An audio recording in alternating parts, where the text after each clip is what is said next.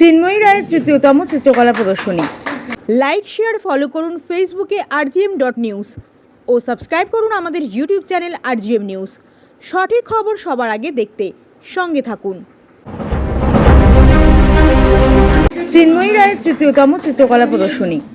চিত্রকলা শিল্পী চিন্ময়ী রায় নিজের চিত্রকর্মের একটি নতুন সংগ্রহ নিয়ে চিত্রকলা প্রদর্শনীর আয়োজন করলেন কলকাতার প্রিন্স আনোয়ার শাহ রোডের চারুবাসনা গ্যালারি হলে। 21শে জুন থেকে 28শে জুন এই 8 দিনব্যাপী চিত্রকলা প্রদর্শনী চলবে প্রতিদিন দুপুর 2টো থেকে রাত্রি 8টা পর্যন্ত। শনিবার প্রদীপ প্রজ্বলনের মাধ্যমে চিত্র প্রদর্শনীর শুভ সূচনা হয়। এদিন বিশিষ্টদের মধ্যে উপস্থিত ছিলেন যোগেন চৌধুরী, সমীরাজ, সুব্রত গঙ্গোপাধ্যায়, অমিতাভ ধর, তাপস কোনার, অশোক বিশ্বনাথন এবং লেখক পবিত্র কুমার সরকার। এছাড়াও উপস্থিত ছিলেন চিত্রশিল্পীর কলেজের জীবনের এক ঝাঁক বন্ধু বান্ধবী এবং পরিবার ও আত্মীয় স্বজন।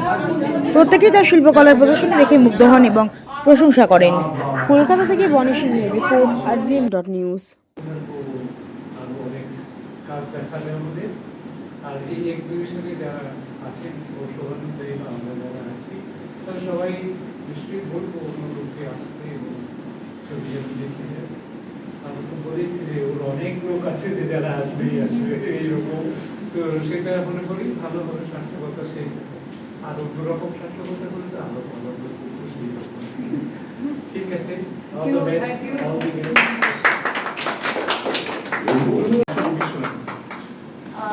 আজকে ক্লাস করছিলেন, সেই অবস্থায় ওনাকে ফোন করে ডেকে এনেছি এবং আমি আজকে নিজেকে ধন্য মনে করছি। উনি এসছেন, যে অবস্থায় আমি ওনাকে ডেকেছি সেই অবস্থায় কেউ আসতে পারতো না, উনি এসছেন এবং তার জন্য আমি ওনাকে অনেক ধন্যবাদ এবং কিছু বলতে বলছি যতটুকু আমার সঙ্গে জানেন সবাই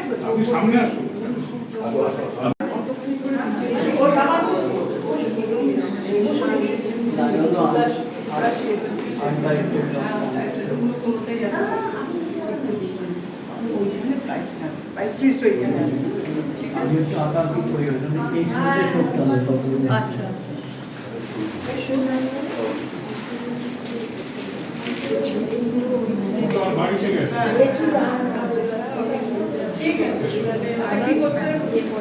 কেমন লাগছে স্যার?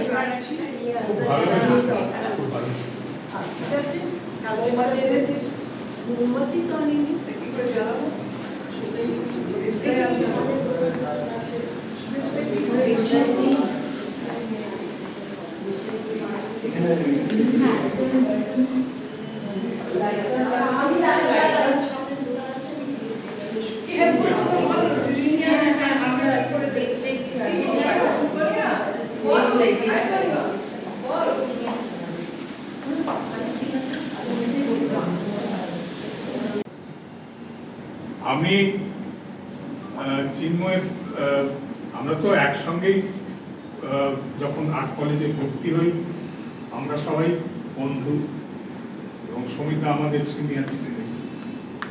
আর আমরা সবাই নিজেরাই নিজেদের কাজকর্ম নিয়ে থাকতাম এবং আনন্দে কাটিয়েছি কলেজ লাইফটা এবং এখনো সেই আনন্দেই রয়েছি আমরা, যে আমরা ছবি আঁকছি সবাই। এবং চিনু যেটা করেছে, চিনু আমাদের সব তো পাঠায় ছবি, প্রতিটা দেখি এবং আমরা কমেন্টও করি। তার সঙ্গে ওর আগেও একটা ওই আমাদের অসিত পোদ্দারের চাওয়ালা যে কফি কাফে ছিল, সেইখানে একটা সোলো এক্সিবিশন, সেখানেও আমরা উদ্বোধন করেছিলাম এবং সেখান থেকেই ওর কাজের মানে মাত্রাগুলো আমরা কিন্তু বুঝতে পেরেছি অন্যরকম একটা জায়গায় যাচ্ছে, যা খুব একটা সাধারণ কাজ নয়, কিন্তু একজন শিক্ষিত শিল্পীরই কাজ। বেসিক্যালি এক্সপ্রেশন, নো একটা এক্সপ্রেশন। আর আমার খুব ভালো লাগে একটা ক্লাসে গেলাম পরে এরকম লোকেদের ছবি হয়ে গেছে, আর কিছু ছবিতে বিষণ্ণতা, তার স্ট্রাগল, সেগুলো সব রয়েছে।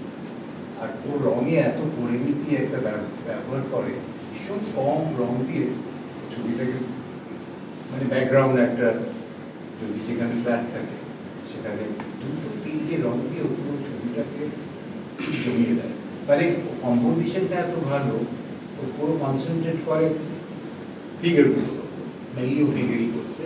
দেখিনি, এখন দেখছি অতএব কিছু বলা খুব মুশকিল আমার পক্ষে। কতগুলো কথা বলি যেগুলো খুব সাধারণ কথা। সেটা হচ্ছে যে এই যে চারুবাসনার এই প্রাঙ্গণে এই ধরনের কাজ প্রদর্শিত হচ্ছে, এইটা একটা ভালো দিক। মানে আমরা তো খুব একটা সুখের সময়ের মধ্যে দিয়ে যাচ্ছি না, নানান রকমের সমস্যা পৃথিবীতে। তার মধ্যে একমাত্র এই শিল্প, সংস্কৃতি, সাহিত্য এগুলোই আমাদের একটু এগিয়ে নিতে পারে, বা যেসব পরীক্ষার সম্মুখীন হচ্ছি আমরা সেই পরীক্ষা আমরা উত্তীর্ণ করতে সাহায্য করতে পারি। এখনকার বর্তমান শিল্পী চিন্ময়ী দেবীকে আমার অভিনন্দন, ধন্যবাদ এবং সাধুবাদ। এবং ছবিগুলো যতটুকু দেখছি অবশ্যই একটা সৃজনশীলতার ছাপ সুস্পষ্ট। তার থেকেও বেশি অবদান আমার যে সময় আমি আর্ট কলেজে পড়েছি সে সময় কোনো মহিলা আর্ট কলেজে পড়তো না, খুব কম। তুমি বলো না, আমার সময় থেকে একটা আমি যেতাম, জানো, তাও কম ছিল, এখনকার চেয়ে অনেক কম। কিন্তু সেখানে কমই ছিল, কিন্তু সেখানে আমার মা বাবার ওর মতো মহিলা ছিল, ওর মতো মহিলা কম ছিল। আমার মা বাবা অনেক আধুনিক মনে হয়, তাই একক একটা প্রদর্শনী এবং সবচেয়ে বড় কথা একটা গুরুত্বপূর্ণ জায়গা যোগেন্দ্র সেন্টারে চারুবাসনাতে, এটাও একটা ভালো জিনিস। তো আমরা এখানে সবাই সব গভর্নমেন্ট আর্ট কলেজে ন্যাচারালি, আর আমাদের কলেজের আমরা যখন পড়তাম, আমি জানি না এখন কি অবস্থা, তখন সিনিয়র জুনিয়রদের মধ্যে একটা সবার মধ্যে ভাই বোনের মধ্যে একটা সম্পর্ক ছিল। এবং সেটা এখনো যদি দেখা হয় বা আরো 10 বছর 15 বছর পরে যদি দেখা হয়, একই ফিলিংস। তো চিনুর ছবিগুলো আমি কাজগুলো দেখতাম, আমি ফেসবুকে দেখতাম, আমাকে পাঠাতো, আমি ওকে বলতাম তুই শো ফেসবুকে পারবো, আমরা পারবো। তো ওর কথাবার্তা স্টাইল আমরা মোটামুটি সবাই এখানে জানি, হ্যাঁ, আধা পুরুষ আধা নারী। ছোটবেলা থেকে কলেজে লিখতে। তো কিন্তু ওর ওই এনার্জিটা আমার খুব ভালো লাগতো, যার জন্য ও সবার খুব প্রিয় ছিল, কলেজ লাইফ থেকে সবার খুবই প্রিয়। এবং যার জন্য আজকে ওর ক্লাসের অনেকেই এসছে, আরও আসবে নিশ্চয়ই, আমি বিশ্বাস করি। আমার ওর কাজগুলোর মধ্যে সবচেয়ে যেটা ভালো লেগেছে, যেটা আমি আর সুব্রত আলোচনা করছিলাম, যে ওর কাজগুলো না একদম ওর নিজস্ব। মানে অর্থাৎ ও কোনো সিনিয়র শিল্পীর কাজ ফলো করবো, সেইটা কিরকম নাম হবে বা বিক্রি হবে, এইগুলো কোনোটা ভেবেই আঁকা না। আমাদের ছবি আঁকার প্রথম সত্যটা হলো মনের আনন্দের কাজ করা, মনের যে অনুভূতিগুলো সেইগুলোকে নিজের মতো করে প্রকাশ করা। সেটা চিনু খুব মানে সফলভাবে করেছে। প্রচুর কাজ এখানে আছে, এগুলো আমরা পেইন্টার হিসেবে আমরা অনেকটাই সিনিয়র হয়ে গেছি। আগে নবীন বলতো, এখন প্রবীণ বলে।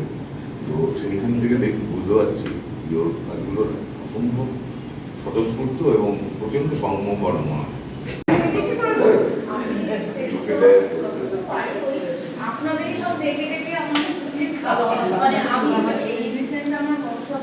গঙ্গা একটু